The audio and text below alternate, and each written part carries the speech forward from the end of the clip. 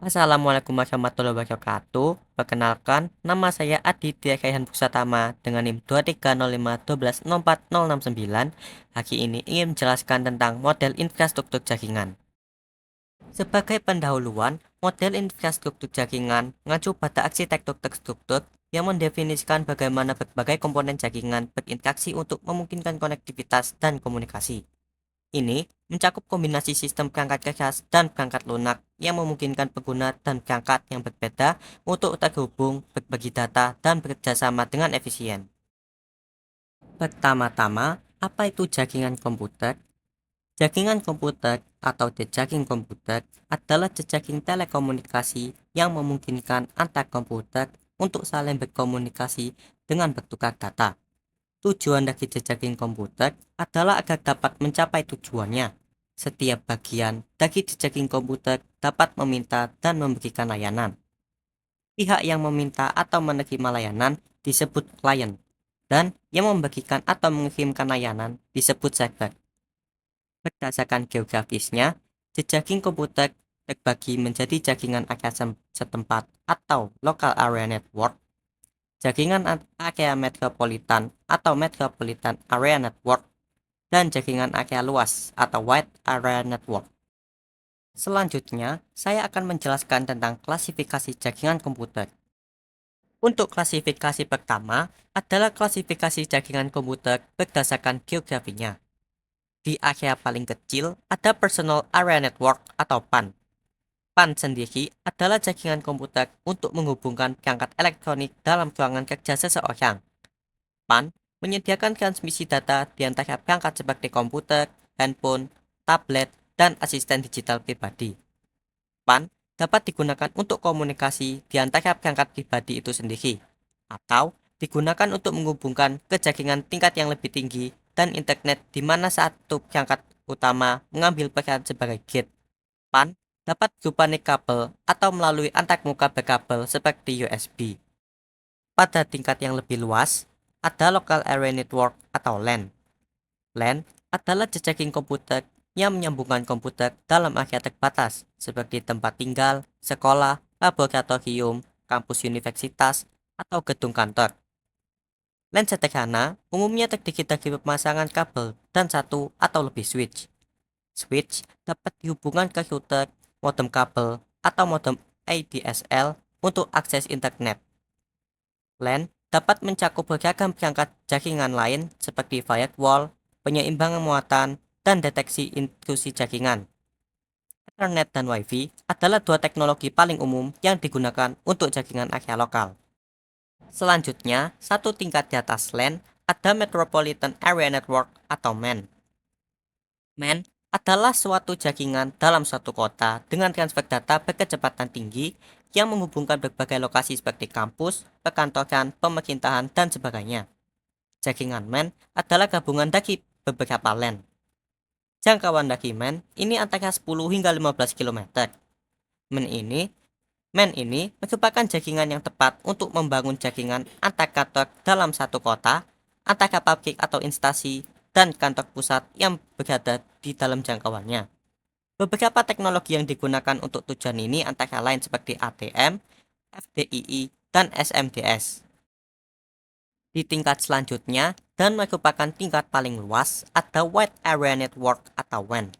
WAN merupakan jejaring komputer yang mencakup area yang besar, sebagai contoh yaitu jejaring komputer antar wilayah, kota, atau bahkan negara. Atau dapat didefinisikan juga sebagai jejaring komputer yang membutuhkan rute dan saluran komunikasi publik. WAN digunakan untuk menghubungkan jejaring area setempat yang satu dengan jejaring setempat yang lain, sehingga pengguna atau komputer di lokasi yang satu dapat berkomunikasi dengan pengguna dan komputer di lokasi lain.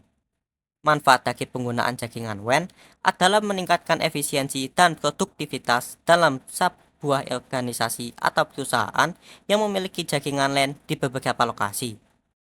Untuk klasifikasi yang kedua, yaitu klasifikasi jaringan komputer berdasarkan fungsi.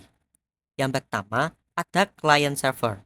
Client server adalah sebuah paradigma dalam teknologi informasi yang merujuk kepada cara untuk mengagihkan aplikasi ke dalam dua pihak, yaitu client dan server, dalam mode client server, sebuah aplikasi dibagi menjadi dua bagian yang terpisah, tetapi masih merupakan sebuah kesatuan, yakni komponen client dan komponen server.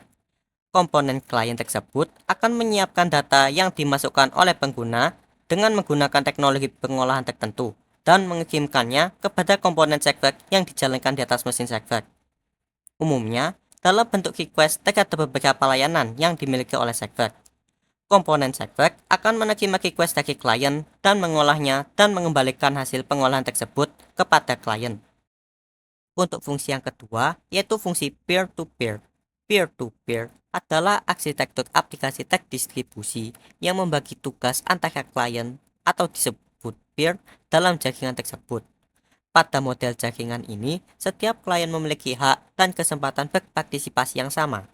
Contoh klien dalam jaringan peer-to-peer dapat berupa komputer, smartphone, dan atau perangkat IoT. Istilah jaringan klien ke klien juga digunakan untuk merujuk pada jaringan peer-to-peer. Setiap klien akan menyediakan sebagian dari sumber daya mereka seperti daya pemrosesan, penyimpanan data, maupun bandwidth koneksi, agar dapat dipakai secara langsung oleh para anggota jaringan tanpa perlu menggunakan paladen atau server atau host yang stabil. Untuk klasifikasi jaringan komputer yang ketiga, yaitu klasifikasi jaringan komputer berdasarkan topologinya. Untuk topologi yang pertama, yaitu topologi bus. Kelebihan dari topologi bus, yaitu biaya instalasi topologi bus bisa dibilang sangat murah karena hanya menggunakan sedikit kabel. Lalu, penambahan klien atau workstation baru dapat dilakukan dengan mudah. Topologi ini juga sangat sederhana dan mudah diaplikasikan. Namun, kekurangan dari topologi bus, yaitu jika salah satu kabel pada topologi jaringan bus putus atau bermasalah, hal tersebut dapat mengganggu komputer workstation atau klien yang lain. Lalu, proses sending atau receiving data kurang efisien. Biasanya, sering terjadi tabrakan data pada topologi ini. Lalu, topologi yang sangat jadul dan sulit dikembangkan. Untuk topologi yang kedua, yaitu topologi bintang. Kelebihan dari topologi bintang, yaitu apabila salah satu komputer mengalami masalah, maka jaringan pada topologi ini tetap berjalan dan tidak mempengaruhi komputer yang lain. Topologi ini juga bersifat fleksibel dan tingkat keamanan bisa dibilang cukup baik daripada topologi bus. Selain itu, kemudian deteksi masalah cukup mudah. Namun, kekurangan topologi stack antara lain, jika switch atau hub yang notabene sebagai titik pusat mengalami masalah, maka seluruh komputer yang terhubung pada topologi ini juga mengalami masalah. Selain itu, cukup membutuhkan banyak kabel, jadi biaya yang dikeluarkan bisa dibilang cukup mahal. Lalu, jaringan juga sangat tergantung pada terminal pusat. Untuk topologi yang ketiga, yaitu topologi cincin. Kelebihan dari topologi cincin yaitu memiliki performa yang lebih baik daripada topologi bus. Selain itu, topologi ini mudah diimplementasikan dan konfigurasi ulang dan instalasi perangkat baru bisa dibilang cukup mudah. Selain itu, biaya instalasinya cukup murah. Namun, kekurangan dari topologi cincin ini, kinerja komunikasi dalam topologi ini dinilai dari jumlah atau banyaknya titik atau node. Lalu, troubleshooting bisa dibilang cukup rumit dan jika salah satu koneksi putus, maka koneksi lainnya juga ikut putus. Pada topologi ini juga biasanya terjadi collision atau tabrakan data.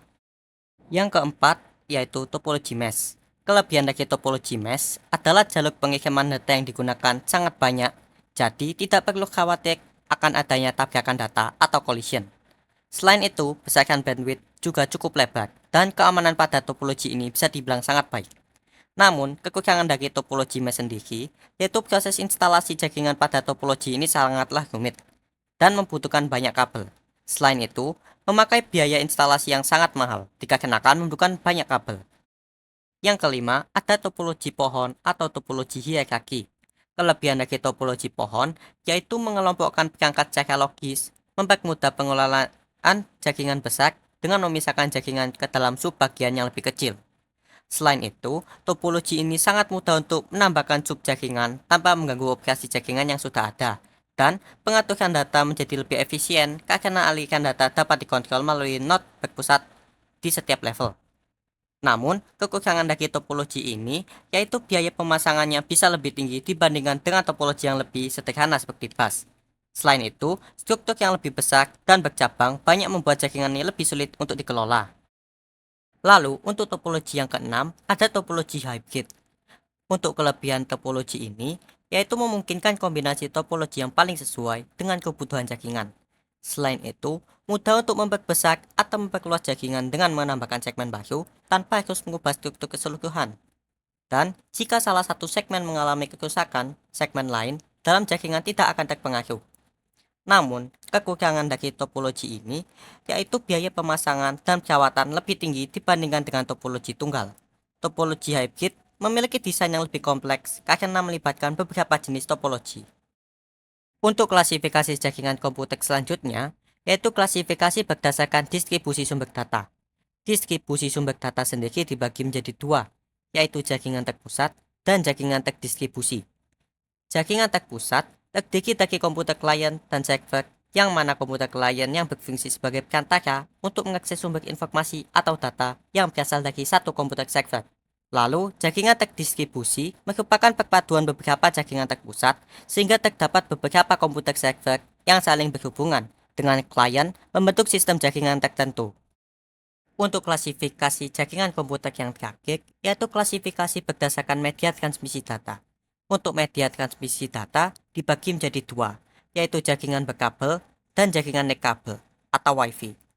Jaringan berkabel itu untuk menghubungkan satu komputer dengan komputer lain diperlukan penghubung berupa kabel jaringan. Kabel jaringan berfungsi untuk mengirimkan informasi dalam bentuk sinyal listrik antara komputer jaringan. Selanjutnya, jaringan non-kabel atau Wi-Fi merupakan jaringan dengan medium berupa gelombang elektromagnetik. Pada jaringan ini, tidak diperlukan kabel untuk menghubungkan jaringan antar komputer karena menggunakan gelombang elektromagnetik yang akan mengirimkan sinyal informasi antar komputer jaringan. Sekian dari saya, mohon maaf bila ada salah kata atau pengucapan dalam penyampaian saya. Terima kasih atas perhatiannya. Wassalamualaikum warahmatullahi wabarakatuh.